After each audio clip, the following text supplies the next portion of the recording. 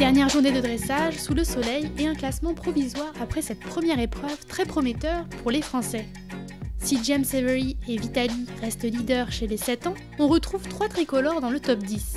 Thomas Carlyle et Athos de Barbotière rejoignent Astier-Nicolas à la 6e place provisoire, ex-aequo avec 44,6. La meilleure performance de la journée est signée Jean-Loup Bigot, qui se classe 2e avec Action de Bellem et partira sur le cross avec 44 points.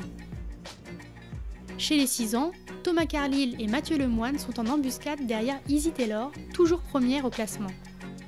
Respectivement à la 5e et 7e place, il ne faut plus encaisser de points pour espérer un podium. Et enfin, pour sa première participation, la vice-championne de France Clotilde Bella ne boude pas son plaisir sous les couleurs nationales. Je pense que c'est un petit peu le rêve de tout le monde d'arriver à porter un peu les couleurs de la France. Je pense à ceux qui sont souvent en équipe de France, qui sont les Europes et tout ça, ça donne très envie. Et puis non, c'est une vraie fierté du coup. On a envie de bien faire parce qu'on sait qu'on a beaucoup de chance. Ça fait bizarre, mais j'aime bien. Avec son cheval Big Boss Mélo, ils ont bénéficié des conseils expérimentés du staff de l'équipe de France. Et c'est des gens vraiment qui sont super professionnels. J'ai travaillé avec Serge 2-3 fois, ça a été vraiment enrichissant. Il est vraiment de très bons conseils. Et puis je pense que ça fait vraiment progresser. Et puis c'est vrai que quand on fait que du haut niveau et qu'on travaille toujours avec ces gens-là, ça doit être vraiment génial.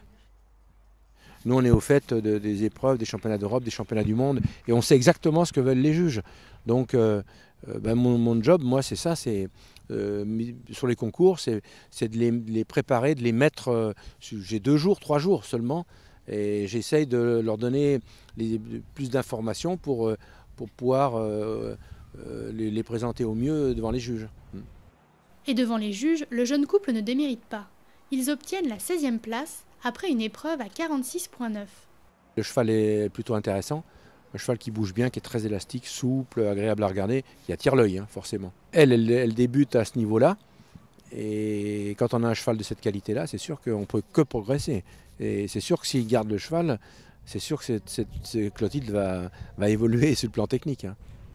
Vu sa qualité, si moi je continue de progresser avec, comme on fait depuis le début de l'année, j'espérerais aussi peut-être faire les 7 ans l'année prochaine. Puis qui sait, si jamais je le garde, que faire mon premier 3 étoiles avec, ce serait une vraie fierté.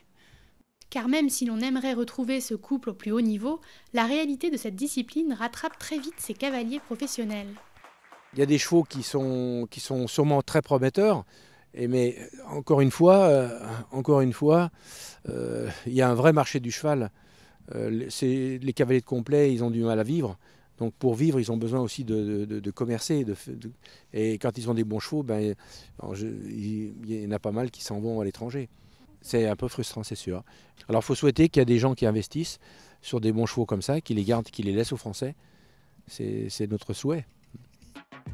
Des objectifs de haut niveau qui dépendent des relations éleveurs-cavaliers, un peu de chauvisme français avant la nécessité du commerce de chevaux, et pourquoi pas.